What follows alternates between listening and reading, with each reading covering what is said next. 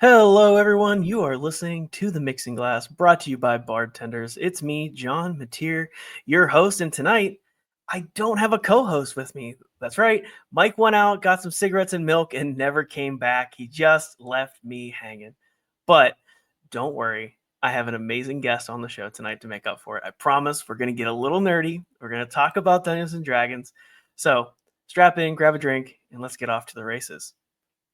Tonight, we have Mark McDonough on the show with us. Mark has been in the tabletop role-playing games since the late 1980s. Mark has played D&D and a variety of other games since then and currently enjoys running indie games.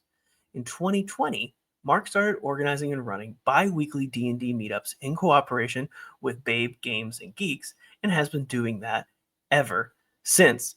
Now, we're also going to talk a little bit about Duval Dice and Dungeons. It's a local gaming group here in Jacksonville that focuses on providing a safe space and experience for women and LGBTQ plus to play Dungeons and Dragons and other tabletop role-playing games. They started in October of 2020 during the height of pandemic, something a lot of us are familiar with at this point, unfortunately, but good things did come from it at Lemon Street Brewing Company. So without further ado, Mark, welcome to the show. Great to be here. Thanks, John. Thanks for that wonderful introduction. Heck yeah. So we like to start off the show with Roll for Initiative. If we don't start now, the show's going to go off the rails. We're going to lose track. So I know you have a 20-sided die over there, being a lifelong gamer. So give that bad boy a roll. Let's see here. What do we got? 15. 15. All right. Mark, if you could be an Olympic athlete, what sport would you compete in? Huh. Now, it can be summer, it can be winter. We can make up a completely different sport and insert it in here. What do you think needs to be in the Olympic Games? The biathlon, because that is such a weird event. It's all skill focused. Yeah, skiing followed by shooting. It's such a good one too. Such a good one. Like, how did that get decided on? Yeah, right. Like, who at one point in the Olympic Committee decades ago said, you know what? Skiing and shooting. Everyone does that. Let's make that an Olympic game. Absolutely. You know, we understand skiing by itself and shooting, but no, let's mesh these two together. Seems perfectly logical. Oh, that's good. I like that one. It does, yeah. That'd be a lot of fun. We've had this question on the show before, and I think last time I said the skeleton luge. It's the only race that you can ever do where you don't really have to have tons of skill. Yes, there's a lot of skill involved, but if you just strap the random person in off the street and send them down on a tiny sled, it could be a lot of fun to see kind of what happens and who wins as a random. But I think I'll change it up. I think that if I had to compete, I think it would actually be a ton of fun to do the ski jump in the Winter Olympics. Oh, to just that would go be down full speed and I'm probably going to crash, but that's okay. It's going to be a good time. You get a big adrenaline rush. So I'm kind of here for it, right? It's probably the closest we'll get to rolling a natural 20, like we play D&D. Or natural 1, depending on how that goes. High risk, high reward. That's what we live for. Really is. Oh, at the amazing. table. All right, let's jump into a little bit of the meat of the show. So we ask everybody, what's their origin story? What drew you in? What sucked you in? And for you, we're going to talk about Dungeons and Dragons. What drew you into tabletop games, gaming? What was your first taste? First taste, man. So yeah, I'd heard about D&D. Checked out the first edition AD&D Player's Handbook. I never got to play the basic set. I was a little too old for that, or a little too young, I should say, for that. So give yourself credit. Yeah. So I started gaming in 1988. And just, the first AD&D book, I'm sorry to say, it just didn't click with me. I was still pretty young, and I see on the comic store's bookshelf, role-playing game Teenage Mutant Ninja Turtles and Other Strangeness. Okay. Which I still have. So this is produced by Palladium Games, which has produced a ton of other games, including Heroes Unlimited, Rifts. They've been around since a long time, and the company they were sharp. They saw this when it was still just the black and white comic before it got big as cartoon, and we're like, we're going to buy that property. I think that's going to be a success. And boy, did they! Somebody had some foresight. Somebody knew had what some was coming. foresight, yeah. And most of the art was the old black and white Kevin Eastman and Peter Laird art. And that was kind of like my first real, I'd seen the Turtles cartoon, and I'm looking at this, and it's all black and white, and the Turtles ain't using the flat of their blades in this. Yeah, I was about to say the original comics, not a lot like the cartoon. That's a little more kid friendly. It's pretty brutal. No, yeah, and that got me into the comic. Starting to read the old the black and white from Mirage Studios at the time. But yeah, that was my first introduction to gaming, and it was a really neat game because it had all these other animals. You could make your own mutant, right? That's pretty neat. So you had like a point pool that you could use, and you could sacrifice things. You could decide how bipedal you could be, how dexterous your hands were, and all that good stuff. But like a lot of games in the 80s, ton of random tables, no balance whatsoever. Depending on what you rolled, you were either a total badass or you couldn't do anything. Yeah, you're glass cannon. That is definitely like a hallmark of 80s games is the randomness of it all. Whether it was rolling your stats 3d6 down the line, or you're rolling randomly to see what skills you even have. No, we like that. We like really getting into it and not knowing what we can even do. I guess that's most board games, but also if you're gonna role play a little bit, that's an interesting dynamic. Yeah, but it was an easy way to get my friends into it because they'd heard of the Ninja Turtles. And then I'm like, hey, check out this black and white comic, and they're like, what's black and white? And then oh wow, there's a lot of blood. Okay, cool. And then 1989, I'm at Toys R Us. My parents dropped me off at Toys R Us. I'm looking at Nintendo stuff, and then I look over and I see the second edition AD&D Player's Handbook. So I'm like, let me give this another try. Yeah, you have a little background, a little experience, played some other games. Yeah, played some other games. At that point, Teenage Mutant Ninja Turtles, another game that Palladium put out called Heroes Unlimited, which is a superhero game.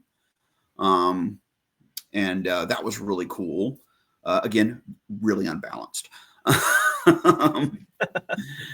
But so I picked up the second edition AD&D Player's Handbook. For listeners out there, there used to be basic Dungeons and Dragons and advanced Dungeons and Dragons. I don't know if how old some of these people are. But it's come a long way. Yeah, it's come a very long way. It's come a very long way. So second edition Player's Handbook, it was backwards compatible with first edition. It just cleaned up a lot of the language, simplified things, made it a lot easier. So that was a lot easier to get into. Then we started playing D&D. And as I have to pause you. What was your first character you ever had? First character was a human fighter, sword and board.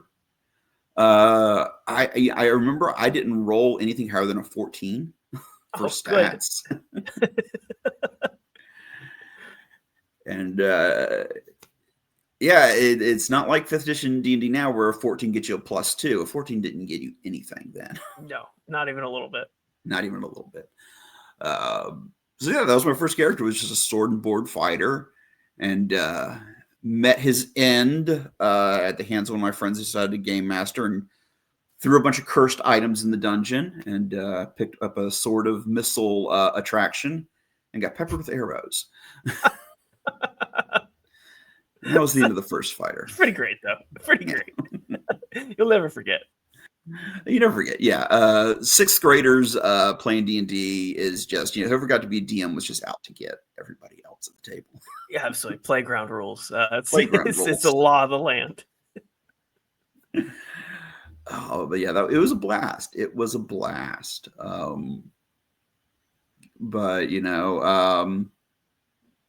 1990 kind of rolled around, and get to junior high school, and some of my friends, they decide they're not really into this game anymore because girls. Gross. uh, and I kind of stuck with the games. It was by that point it was kind of underground a little bit. Like I would bring my books to school. They stayed at home. Sure. I mean, this is when nerd culture wasn't as cool as it is today. It wasn't as No, readily acceptable to be the person that no, wants to get nerdy and play board games and read comics the same way it is today. So, no. And I mean, time of recording, I'm working on a PowerPoint, or not PowerPoint, a panel about Gen X nerd culture and fandom. And 1989, Batman came out, right? big deal. With Michael Keaton, directed by Tim Burton and all that. And I mean, it's this dark, that dark version of Batman. And I go to school wearing a Batman T-shirt, and I got crapped on so bad for that. So crazy because it's such an incredible movie. It's such incredible. And at the time, it was huge, but even then, it was like that's comic books, that's kid stuff. So yeah. Even then, it was like, I can't even when it's the biggest hit of the summer, couldn't wear it. So yeah, I kept the gaming stuff underground, and so I'm gonna say around like 91. I want to say, the local comic store that I'd gone to, they bought a bigger space, or leased a bigger space, whatever, and opened up a gaming room area. And I had my parents drop me off there, and on Saturday afternoons, because it was fun in the 90s to just drop your kids off. I was about to say, only in the 90s could you drop your kids off. It's not at all now. Have fun. We'll see in 8 hours. You got this. Random store employee watching my child. Yeah, exactly. Yeah. And the store employees, they were not happy with that. They were probably so hungover on a Saturday. They wanted nothing to do with it. Hadn't even had their coffee yet. They're like, these kids just running around. Yeah, I mean, we were chill. We were chiller by then. We were teenage. We were, weren't teenagers yet. We were preteen, but weren't running around. We were still, but also the first time I got to know older gamers, because some of the guys from the Navy base would come down. This is out in Jacksonville Beach. You have Mayport Naval Base right over there. So those guys would come in and play. So, kind of like it would just be whoever was there, they'd pick up, and we'd start playing. And that became just the thing through high school, was pretty much almost every Friday night, and sometimes on Saturdays, if I didn't have a date, which was most weekends, actually it's pretty much every weekend, being honest. But we'd play D&D. Some of the guys were more into first edition, so we'd start playing. It meshed well enough with second edition. Still broke as heck. Second edition AD&D, especially once they started cranking out the supplement books. It just got broken and unbalanced. Yeah, sometimes that happens though. It doesn't matter what the medium is, right? Like sometimes you just start piling things on and things get out of control, and then it's like they have to invent a whole nother edition to reset. Exactly. I think that's the plan. Yeah. keeps you coming back. So how did this love continue to evolve throughout the course of your life to where you are now? Because you still game on Saturdays. Still game, yeah. Seems like that part of your life hasn't changed too much, but too much. I don't know. Really played a lot in the 90s, and not just D&D. I mean, the 90s was a really a booming time for games. Cyberpunk 2020 dropped in the early 90s. Shadowrun, Rifts, which was another Palladium product. which was just this weird post-apocalyptic world where there was like magical openings that just things came through. And of course the big boy of the 90s, Vampire the Masquerade. Oh yeah. And I know definitely by the middle of the 90s, it was outselling D&D. D&D was behind. I mean, everyone was into Vampire because it was the 90s, man. It was, it was grunge music. Oh, everybody, The Crow movie had come out. My wife will kill me. The movie with Kiefer Sutherland. Lost Boys. Lost Boys. Oh my God, incredible. Oh, and that same year, 1987, there was a lesser known vampire movie called Near Dark that came out. Ooh. That was like kind of the grittier. It's like if Lost Boys is kind of this glam vampire movie, Near Dark was this gritty middle America, kind of like the forgotten spaces, and just the much darker, much more brutal vampires. You had Interview with the Vampire. You had Interview with the Vampire that came out. Yeah, it was like so many that came out in the 90s. Yeah, I mean, just the 90s. It was the decade of just kind of the first half of the decade definitely was dark and brooding. So yeah, it was like the perfect ground for White Wolf's products, Vampire, Werewolf, and as they came out. And it was a lot of fun. It was really just a lot of fun. And towards the later part of the decade, by 97, I turned 21 and kind of got away from gaming by then because I wanted to go to the bar and drink on Saturdays. Oh, you discovered alcohol. I didn't discover alcohol, but I was old enough to legally. Yes. Just legally go. For the sake of this recorded podcast, you discovered it. Discovered at 21. At 21. Exactly. Mm-hmm. So, as the 90s kind of wore down, the game, again, my gaming group we started to split up. Comic book store had to move into a smaller space. Just by the time like third edition came out, I was kind of burned out on gaming. So really like the 2000s, I really didn't game that much. I mean, once in a while, some friends and I would get together, we'd play a little bit, but like I barely played third edition, didn't play 3.5.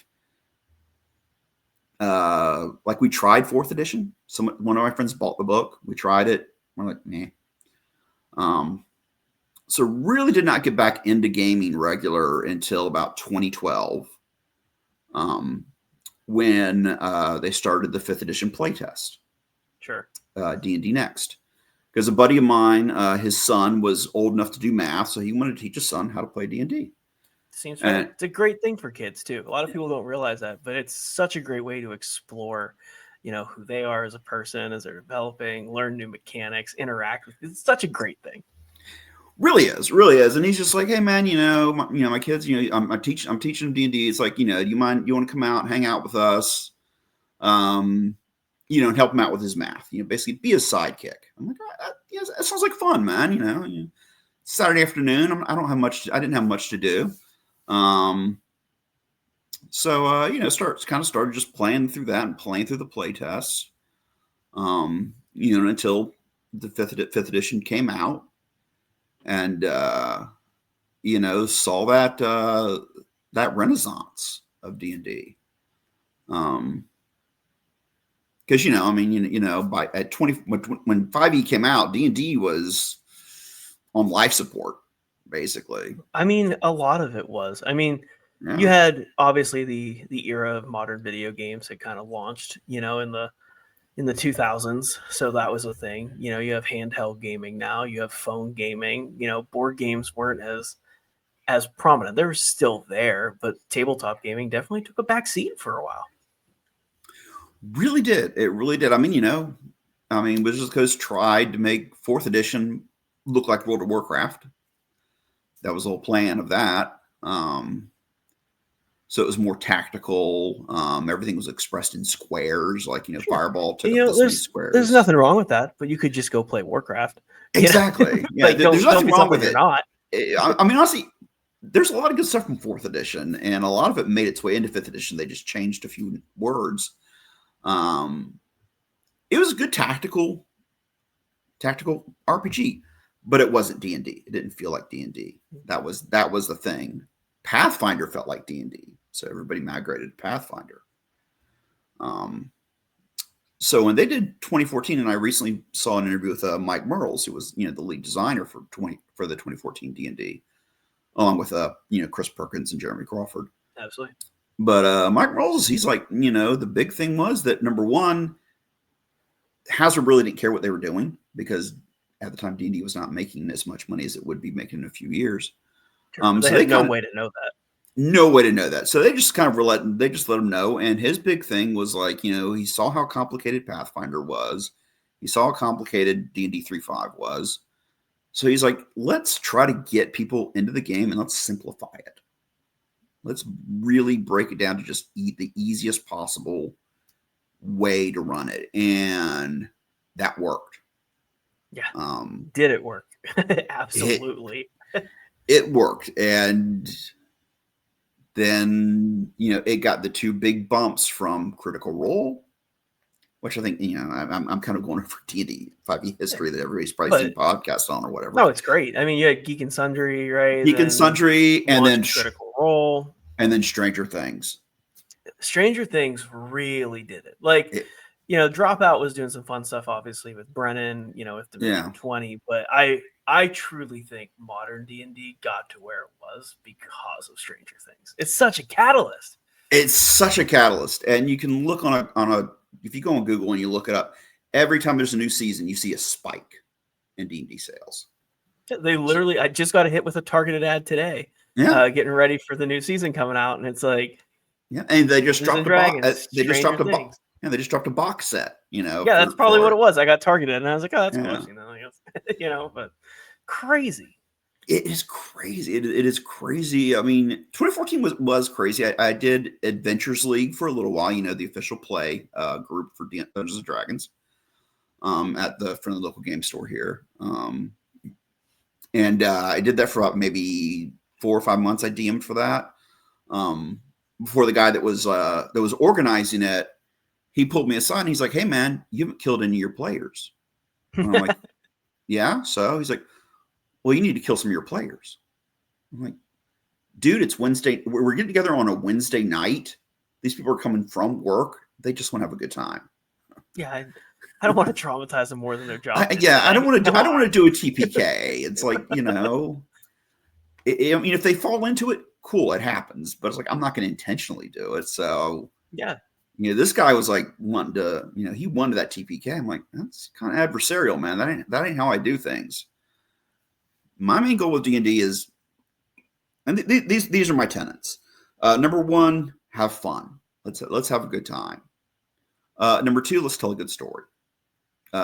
Together, collaborative story. And number three, okay, yeah, there's some rules we need to follow these. They're pretty loose, but we got to follow them a little bit. A little bit, yeah. They're there.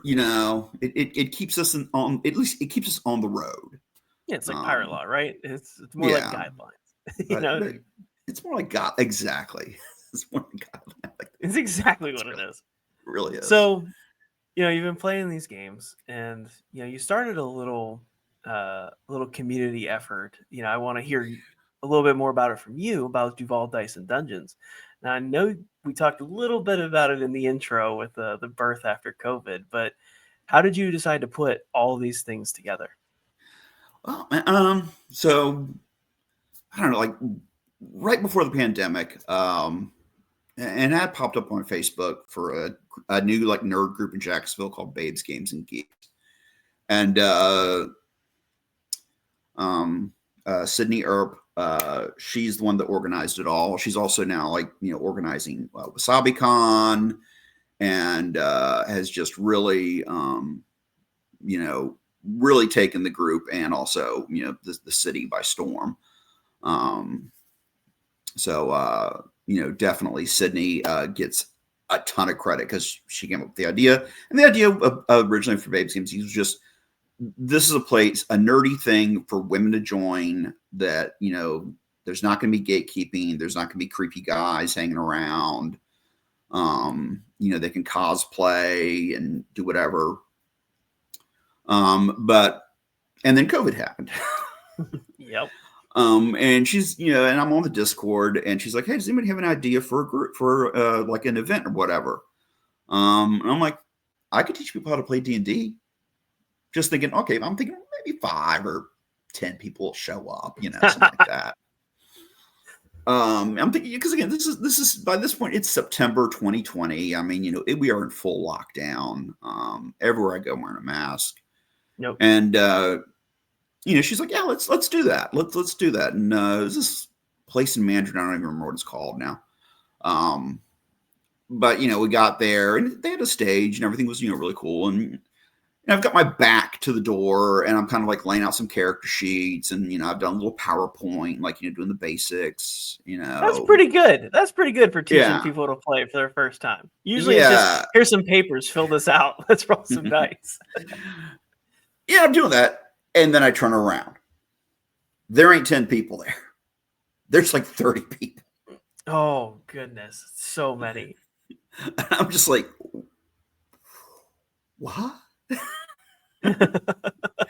And I had a couple of other DMs that were there that helped me out, but that first thing, I did my little PowerPoint. I just kind of just did the 4 core classes, fighter, cleric, rogue, and wizard. I'm like, yeah, there's this other stuff, but let's just learn these 4 things first, and then you can learn the other stuff. Yeah. So that blew up.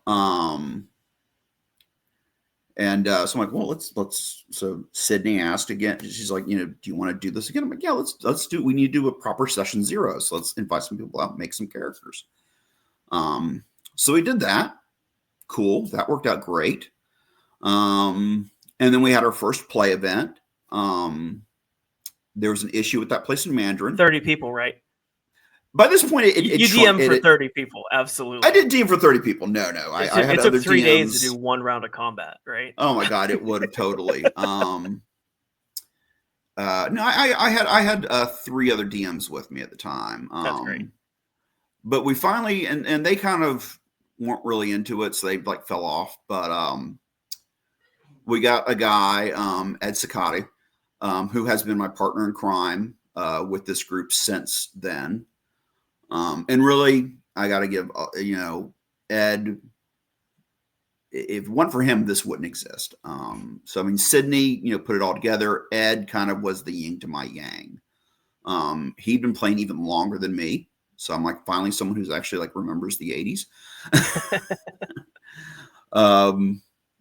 But yeah, it's like, we just meshed, as DMs, and, we had our first actual play session. I don't know if you're aware, video game, the store Video Game Rescue. No, Orange Park. So it's still there. Video Game Rescue. It's just buy and sell used video games and cartridges and everything. And they've got everything you can want. From original NES to PlayStation 5. And they had a little back room that they had a little bit of space for, like some tables really cramped in. And they call us that morning. They're like, "Oh, hey, by the way, we got the tables, but we don't have any chairs." So I'm like, "Okay, well, I got a couple of folding chairs here, and it's like, and I got a couple of those, the fabric chairs that you can take to sporting events." So I threw all that in my trunk. Yeah, BYOC, bring your own chair. Yeah, exactly. So we scrunch in the back. We have 2 tables of 5 players each. So we got 10 players for that first thing. And I'm like, this is cool. We got that. But we needed a bigger space. And Lemon Street Brewing Company, rest in peace. Unfortunately, they did. They closed at the end of 2023. And I had been there in 2019 and early 2020.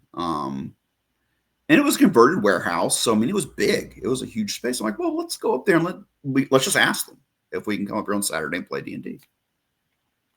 So we went up there and we talked to them, and they had just gotten some little frozen pizzas that they would make.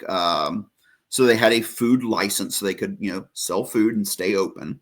Sure, absolutely. A lot of people did that during the pandemic. I know one bar here in St. Augustine that they serve Totino's pizza rolls in an air fryer. That was their food. It's perfectly fine. Yeah. And they had really good beer. A lot of Helps. it below 5% ABV, so perfect for playing D&D. It would, I wasn't getting drunk or anything. But being a converted warehouse, I mean, it was just a huge space. So, so November, I want to say November 2020, is when we started there. And that was another big, we kind of put the word out, and we get there, and it's me and Ed and about 15, 16 people. It's great. So it's like we got our group of 5. We had our groups of 5 each. So we had something like, hey, do any of y'all DM? One of the guys had the Rick and Morty box set. Yeah. Oh yeah.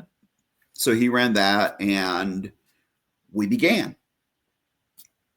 And as it started to kind of grow, I was running Lost Mine of Phandelver, the starter set campaign. Ed was running Ghost of Saltmarsh campaign. But as we were getting more people in, we had these other tables, and they're kind of like rotating these one-shots. And I'm like, this ain't fair to people that are coming in, we've got 2 campaigns with set players and then 2 kind of random tables. So we had to come up with a way to organize this.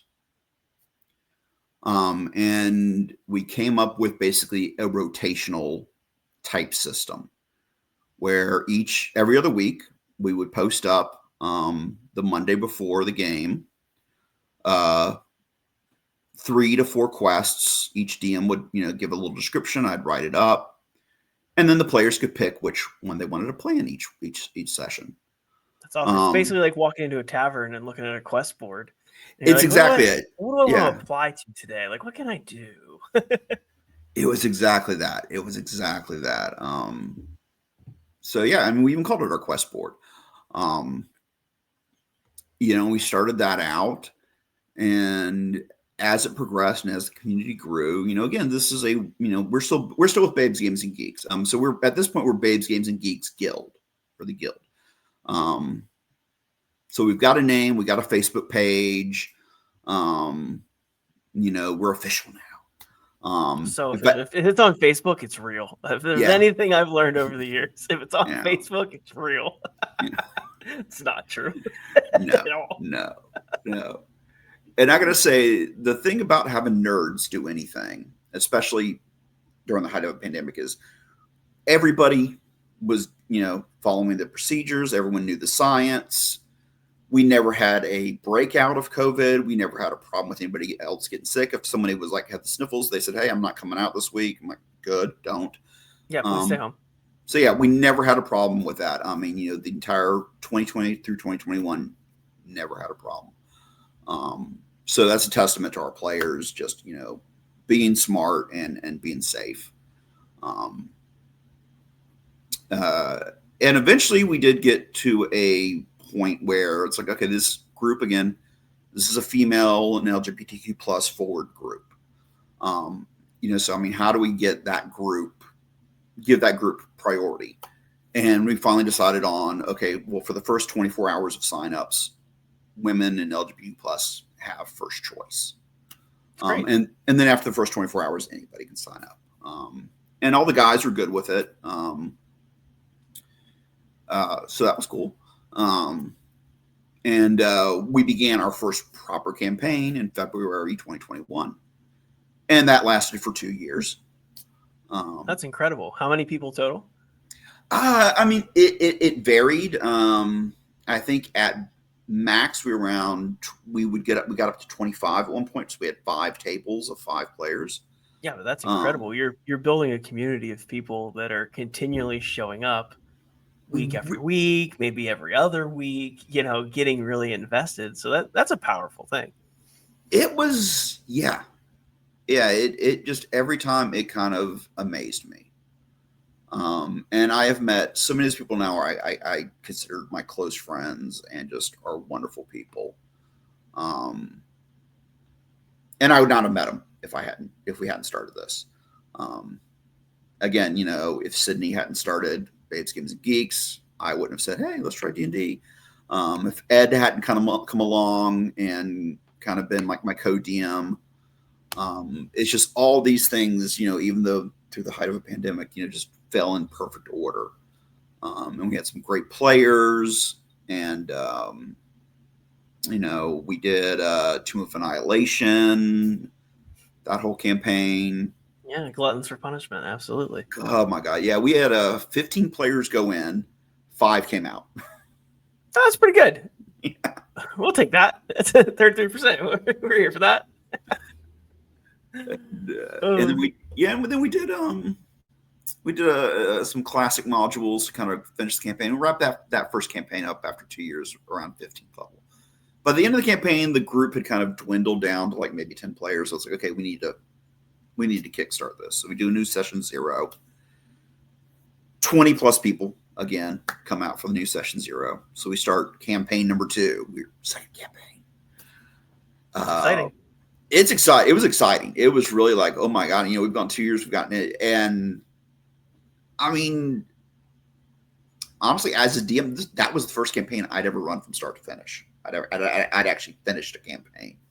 That's a rare accomplishment. That there's so few people that have the experience to run full campaigns. They only get to run like maybe a couple sessions and then it dies out. So it's a big accomplishment. And part of it is that rotational system we had where people could come in, they could come in, come out, and people that started with us at the very beginning, I think there's maybe like 8 of them that are still with the group, which is still amazing. But a lot of people dropped off, over the years. But because we kept it rotating and we kept it always refreshing with new players, it kept the campaigns going in a way that a home game just wouldn't work. It's true. So how did you evolve from, having this campaign to becoming Duval Dice and Dungeons? Because you said part of a guild there for a while. So, obviously you still work hand in hand, but what was like that phase of evolution that happened? The phase of evolution for Duval Dice, and again, this was Sydney Earp's idea. She's like, look, I want to change the name. Because basically then you can, she wanted to set us up with space at conventions and such, and basically having a separate name that wasn't part of Babes allowed us to be able to set up she could set us up as our own entity. Yeah. And that was, she's the genius behind a lot of this. So I'm like, cool, WasabiCon 2025, Duval Dice and Dungeons. We got a couple tables in the game room. I'm gonna probably be burned out by Sunday. Time of recording, but by the time this goes out, like you said, I'll definitely be burned out by Sunday. I'm doing doing the 2 games on Saturday and 1 game on Sunday. That's casual. Yeah, casual gaming. Absolutely, casual gaming. Yeah. And I'm doing using a superhero game system called Prowlers and Paragons, but I'm slapped a nice fresh coat of My Hero Academia on it. Love a good rebrand. Yeah, got to give a good rebrand. But it does My Hero Academia using Prowlers and Paragons. Like I've got to give credit to the actual game because it is a very small publisher. And then Saturday night I will run Shadow Dark, a session of Shadow Dark. Which is really cool, and we can talk about it when we talk about indie games. This is incredible. So you've had this opportunity now to, appear at all these conventions. You're starting to run some live games at conventions, which is so great. You're building this community through gaming. But I think you touched on something that I think is also really, really important, and I think that we wouldn't be doing anything fair justice if we didn't talk about this a little bit more. And I think that this is an important topic. You said that, Games Geeks, Girls Games Geeks, you talk about it being a safe space for people in the LGBTQ plus community. So how do you guys go about, ensuring that these are safe spaces for people that are gaming outside of just having priority signups? How do you construct these spaces? How do you make them feel included in the games? Like this, it's so incredibly important to have these safe spaces. So what is that like? Absolutely. It's really important.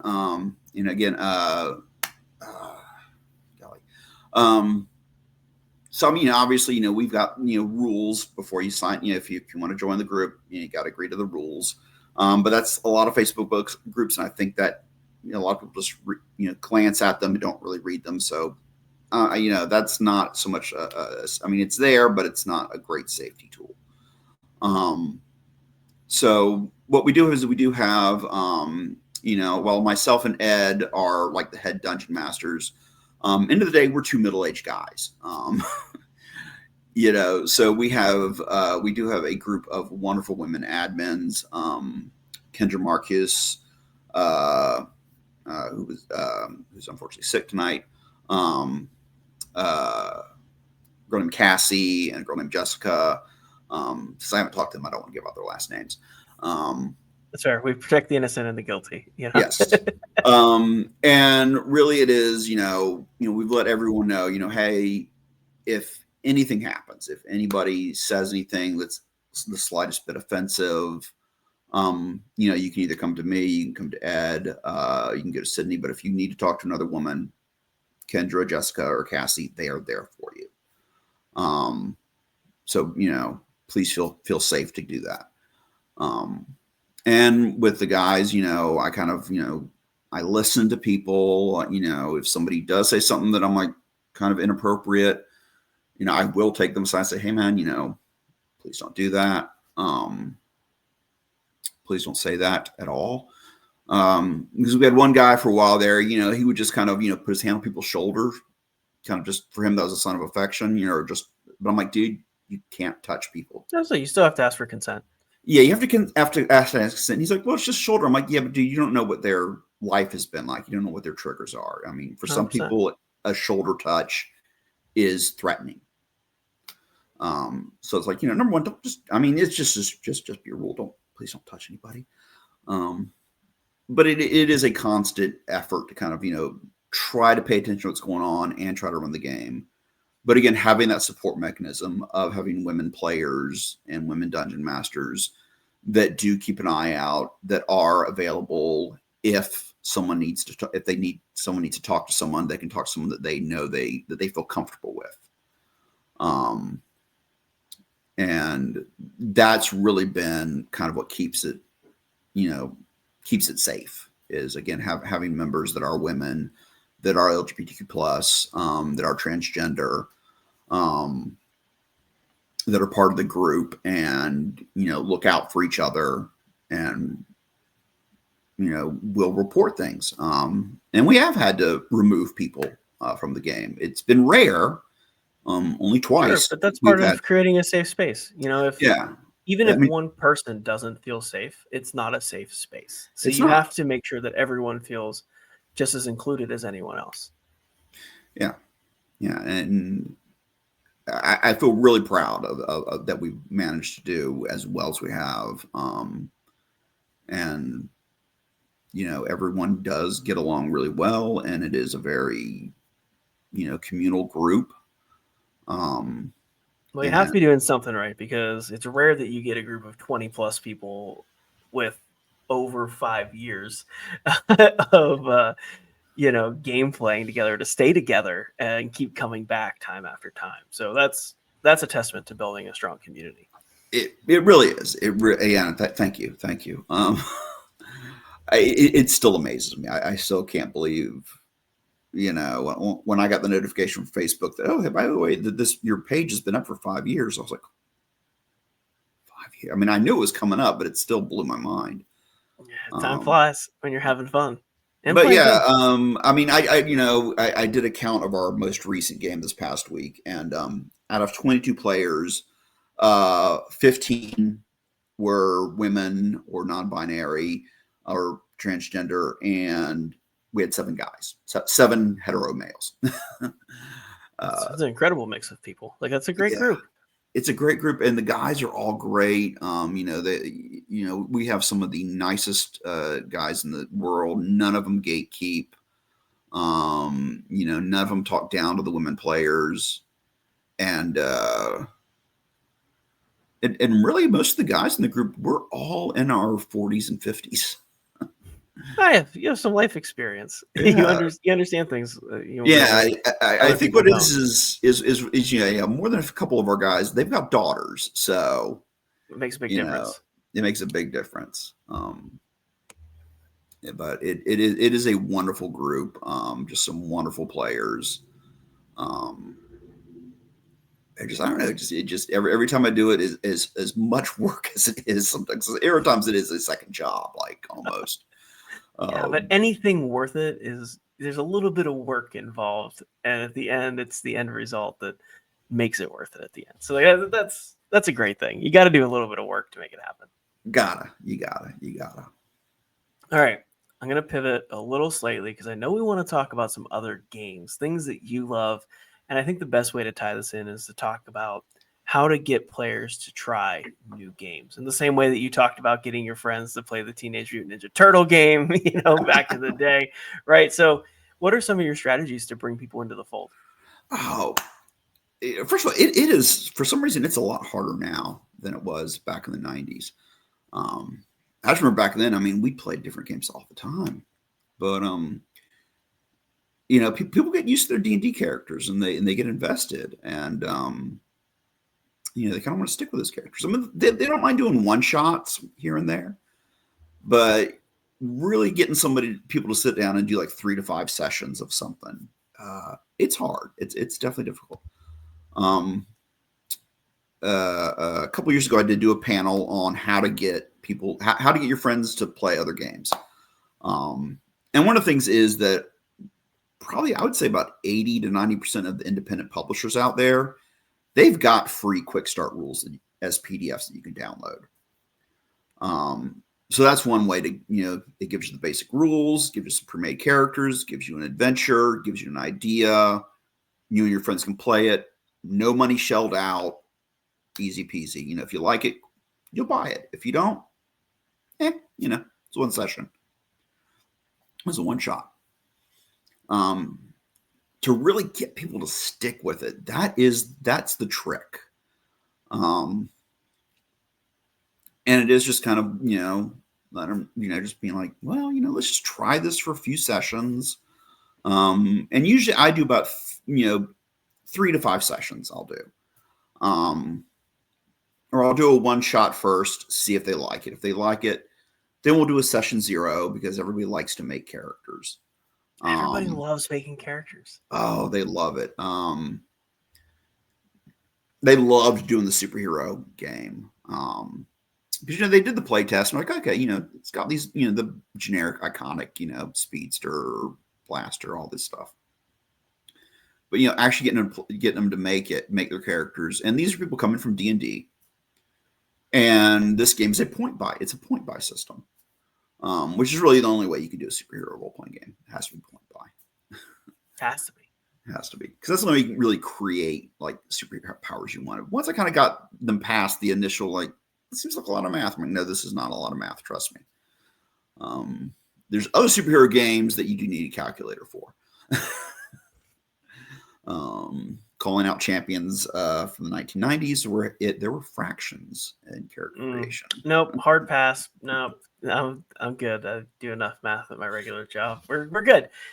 Yeah, but so getting them to sit down and do a session 0, and then that way they've got an investment in their character, and then just do a short campaign, 3 to 5 sessions, mini campaign. Let them get a feel for it, and then go back to playing D&D. One of the things I do is, for this group, I do keep a spreadsheet for everybody with everybody's experience points on it. So I'm like, your D&D character is going to get experience while you're playing this other game. So when you come back, you're probably going to be a level higher. Oh, but that's a neat trick, getting people to play games like they're invested. That's neat. It's like a side quest. Hey, we're going to do like 3 to 5 sessions here as a little fetch quest. It's going to be great. Yeah, yeah. Once they know that their main D&D character is going to keep getting that sells it usually. It's like they're like, okay, cool, my character gets experience. Also, with this most recent campaign, now our 3rd campaign, I started before. I would like, just if you didn't make it, you didn't get XP. Now I'm giving people half XP if they don't make it. That way, when they do make it back, they're only like a level behind, level or two. Yeah, sure. They're not underpowered. They don't feel Yeah. like they're completely useless. Yeah, and that makes them want to come back when they can come back. Because some people, just life happens. They got to take a couple months off, and then when they're ready to come back, hey, your character's like a level behind everybody else. Let's get you caught up. But yeah, just getting people to try different games. It is, like I said, it's harder than it was back in the day, and I think it's because D&D is just become so monolithic at this point. I mean, it is, you say Kleenex instead of tissue, you say Q-tip instead of cotton swab, you say D&D instead of tabletop role playing game. It's kind of starting to become that way, and it's not a bad thing. It's certainly not a bad thing. Also, because tabletop role playing game, it's a mouthful.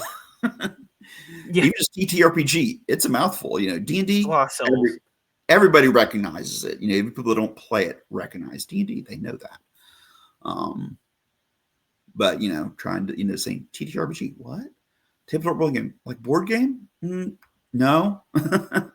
There's some role playing involved in there. Like, yeah. Like I know you really want to role play the guy who I take all your money from in a game of Monopoly, but I don't think we're gonna have as much fun doing that as we could rolling dice on the table. I just got to throw it out there. Oh, that's good. Those are some great tips and tricks. All right, so if you had a choice right now, and you had to pick maybe one or two of these, indie games to jump into. Maybe one is like a first-time player testing the waters, and maybe one is someone who's a little bit more experienced. What would you choose to play?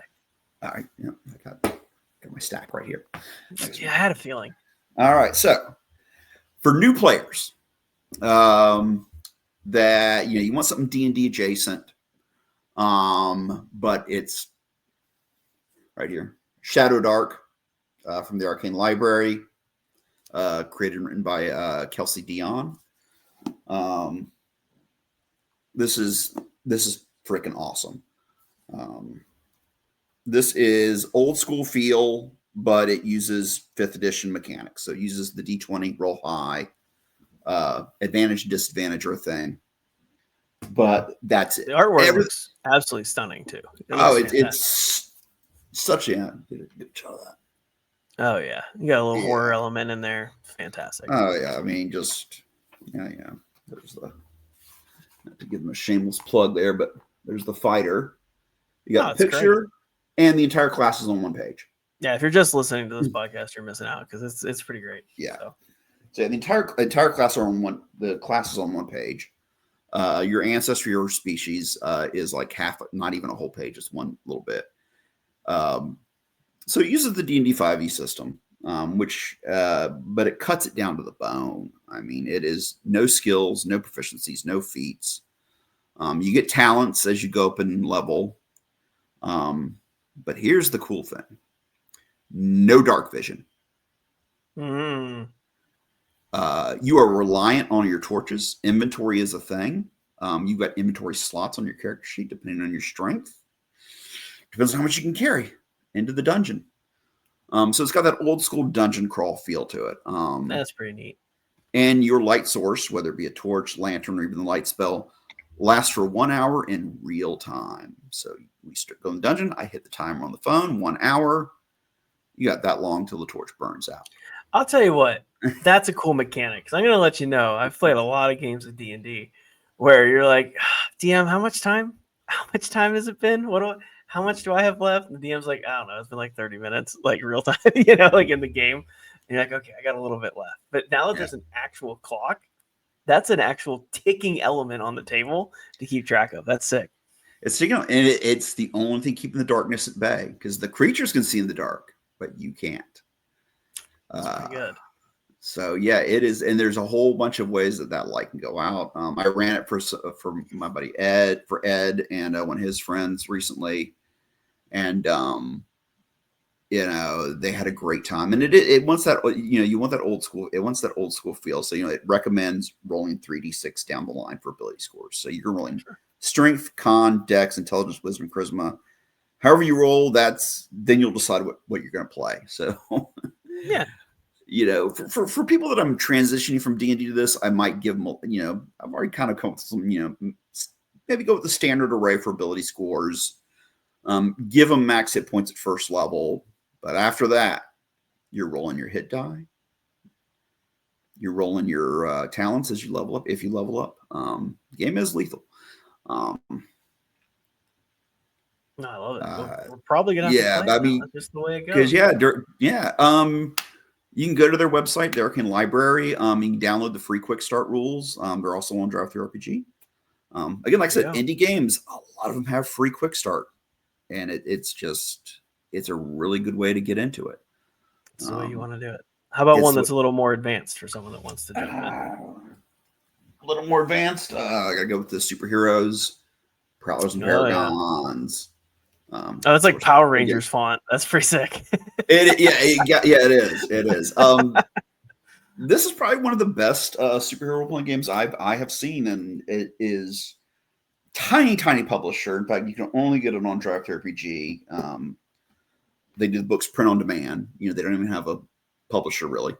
But it's character creation's a little crunchy, but not as crunchy as other superhero game systems I've seen. But the play style is so fast. It uses a dice pool mechanic.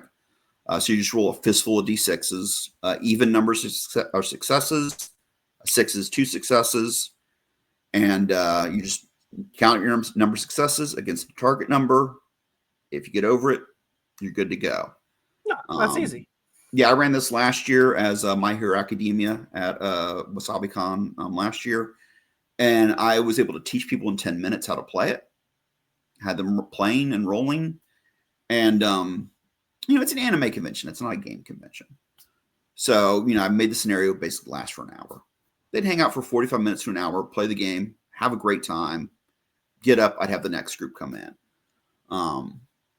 What I thought was going to end up being me sitting at a table by myself for 4 hours, I was just moving groups through. It's like every 40 minutes I'd turn it over and had another group. People appreciate someone willing to devote time to run a game. So that's cool. It was a lot of fun. Like I said, it took me 10 minutes to teach it, and they were off to the races. But also, you got to like, you kind of do a rules light version of it. It's like if they say, "Can I do this?" I go, "Yeah, sure, really cool, absolutely, really cool. That's cool. Roll some dice. All right, let's see if it happens." Yeah, that's enough successes. You do it. Yeah, that's right. So speaking of cool things that have happened, we usually have guests come on the show and we ask them a final question. It's, what was your favorite shift working in hospitality? But I think we have a real asset here with the amount of time that you've spent playing games. So what is your favorite D&D moment? Your favorite story, favorite mishap, favorite success? I know you've been thinking about it a little bit over the course of the last hour here. Oh man, yeah, this is a tough one because this is I'm drawing on a lot of years of memories, some good, some not so good. I really got to say, our last campaign number 2 for the group, I did what I think is one of the things that very few people get to run. And I told all the players, you are in a very small group. We ran the game level 1 to 20.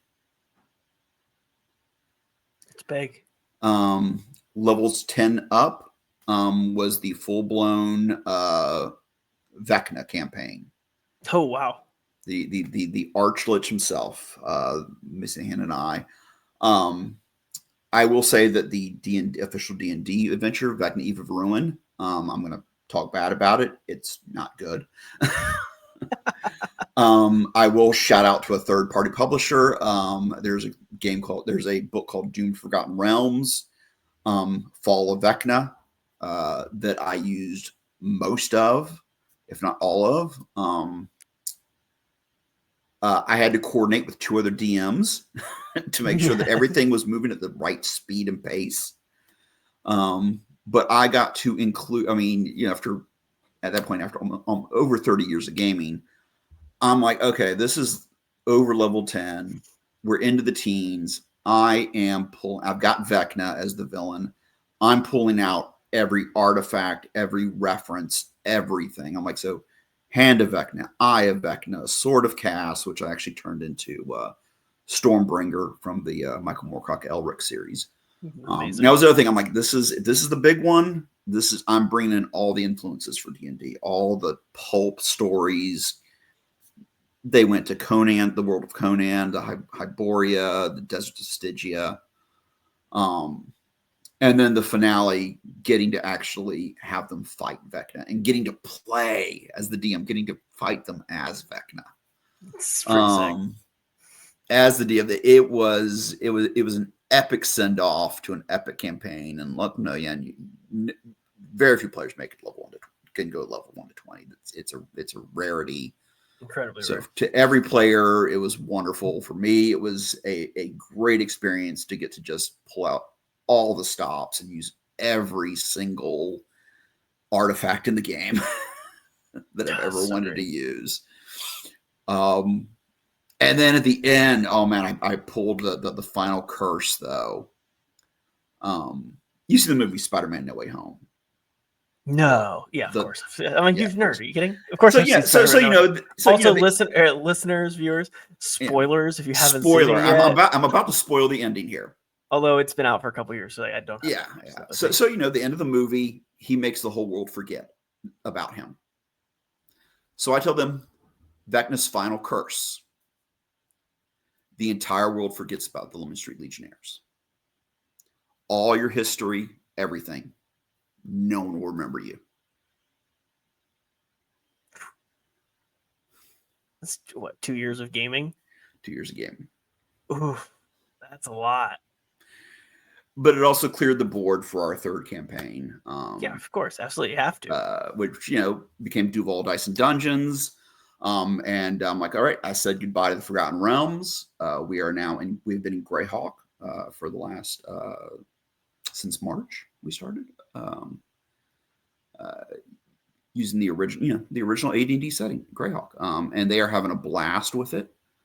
That's all yeah, I mean, we're using the new 2024 rules, and what are we doing? We are converting first edition AD&D adventures and first edition basic adventures to 2024, so that the players can get a good experience of what old school D&D was and just how completely bonkers. Hey, that's what you do. That's what you do. You make memories and you have a good time with friends. Collaborative storytelling, all of it from start to finish. And this has been a very collaborative campaign. I have got some great players, and they are giving me just so many hooks. I've got just pages of notes now, like on NPCs that they've made friends with that I thought were just gonna be one-offs. I'm like, no, I'm gonna keep using this NPC. It's a good friend. No, but that's always how that works. Yeah, it's always, and they pick the weirdest things to latch on to. I'm like, right, cool, we're doing that. I love it. That's what makes it a beautiful game. Yeah, really, the collaborative part is my favorite part, because when they're telling, I don't know, this most recent session I ran, they pretty much wrote this. They were pretty much running the session, really. I mean, I was there. I was kind of refereeing, but they were making things happen. They really turned things around and made it a really fun time, and I enjoyed the heck out of it. It's one of the best moments as a dungeon master, game master, is when you get to watch your friends having a good time together. Yeah, and you put all those pieces together for them. It's so incredibly rewarding. So really is. Well, what about you? I gotta ask you the same question. It's so hard. Honestly, my favorite D&D moment so far, right? And obviously I haven't been playing for 30 years. I don't have as much gaming experience, but I've been playing for a while. I think honestly, we just started campaign 2 earlier this year in 2025 for the podcast, which is absolutely fantastic. But it's my first time doing a full-length campaign. We didn't start at level 1. I gave them a level 3 so they could at least have a little bit more in their toolkit, especially as experienced players. But we're going to run the whole way through, and it's going to end up being, 100 to maybe just over 100 episodes for the campaign. So that's pretty great. We're pretty excited about it. And, for me, being able to be a dungeon master of a long form campaign like that with an original story, all homebrew, putting things together. I mean, obviously it's in a bar, bartender-esque setting. So there's all these amazing puns. I love dad jokes. So I get to roll these things together. For those of you that haven't listened, I had a really fun fight. This is a spoiler for you, where they fought the fireball demon on the bottle of Fireball. like there's some really fun stuff. The captain of the ship that they're on right now is Captain Chartreuse. You know, like there's there's some beautiful things that are happening that, you know, we've worked really hard to put together, and it's really cool to watch, you know, Dale, Mike, and Scott play in a world that I've kind of put together. So it's just so rewarding, and I love it. That might be my next step is to do a stream, like a stream game. You know, maybe not live, but, you know, definitely recorded. No, we've talked about this too. This is a peek behind the curtain, you know, for listeners and viewers and stuff too. But you know, whenever you record playing D&D, there's something so different about it than when you sit at a table, because you're sharing what you're doing with others, and like some of your actions are a little bit more intentional because it's content. It's so crazy. You know, like the things happen and it's like, well, like that's canon. We can't go back. We can't retro fit anything. Like that's just the way it is, and it's neat when it comes together. Really. I think that'd be my next goal is to do something like that. But it's got to be something. It forces us to show up once a week. That's a big one too. It does. Yeah. I mean, we do our game every other week. We do it bi-weekly. I think I would go nuts trying to run at this scale every week. Absolutely. But, you know, some of us are crazy, so that's what we do. Yeah.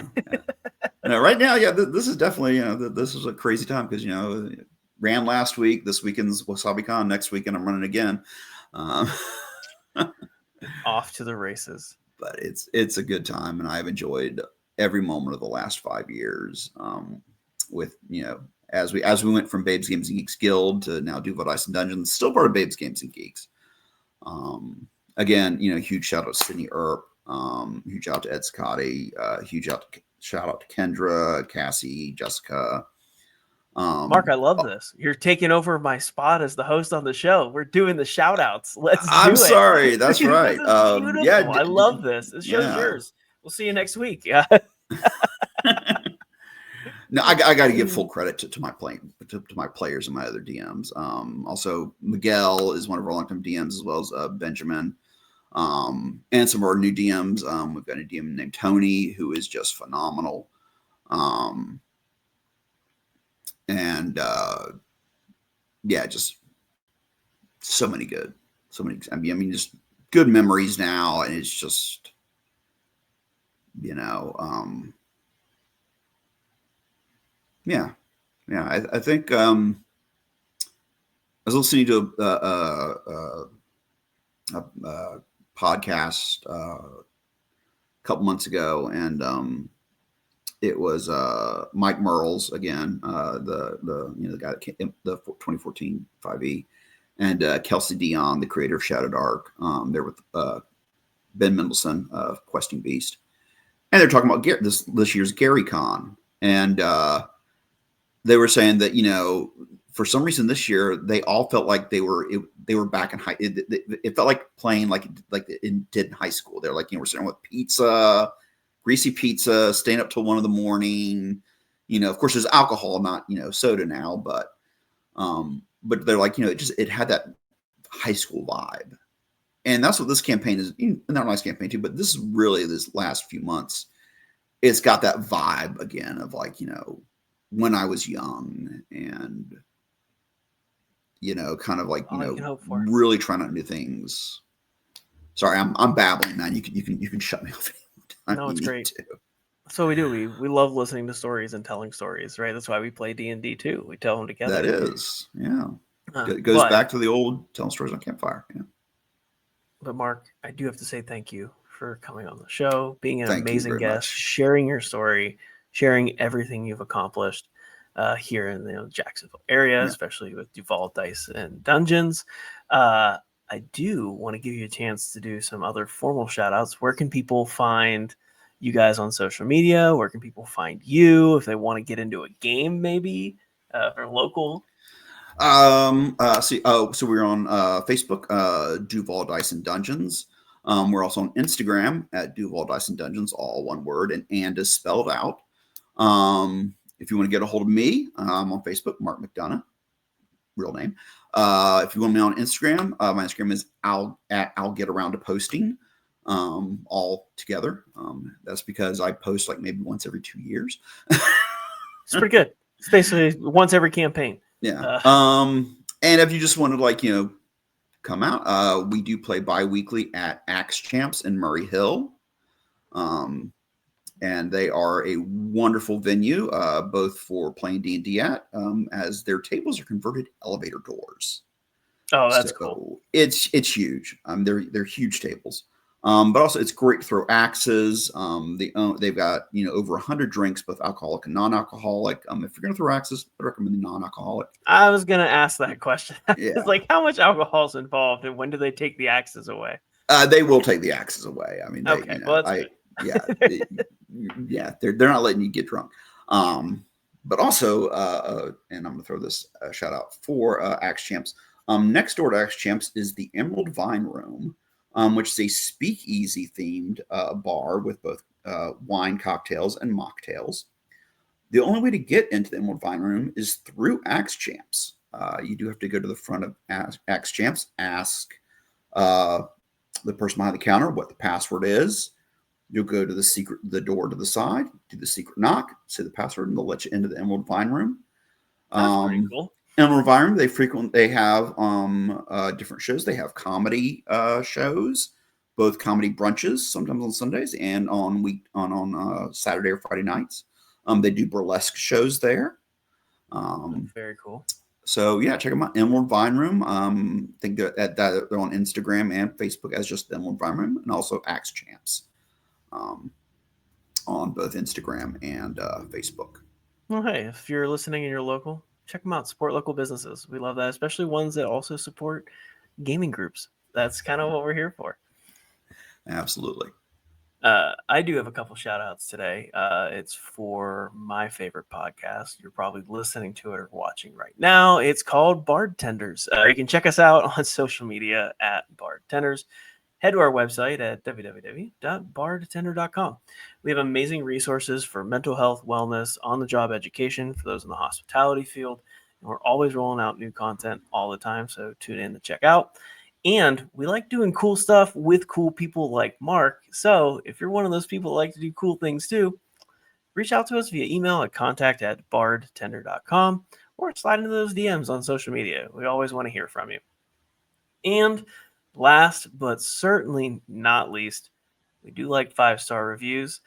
So if you leave a 5-star review and roast us in the comments, whether it's on Apple Podcasts or an episode comment on Spotify, we'll read them live in an episode, but you have to leave a 5-star review. That's the only rule. So if you watch the podcast, let Mike know how much you love that one flannel shirt he wears or the beanie that I don't think he's washed since high school. So get after us. Leave those 5-star reviews so we can just really let everyone have it, especially me. Let's get after it. Mark, thank you again for coming on the show. Absolutely John, incredible. Thank you so much for having me. This has been wonderful. Well, let's clock out for real, and we'll see you guys next time. All right. See everybody.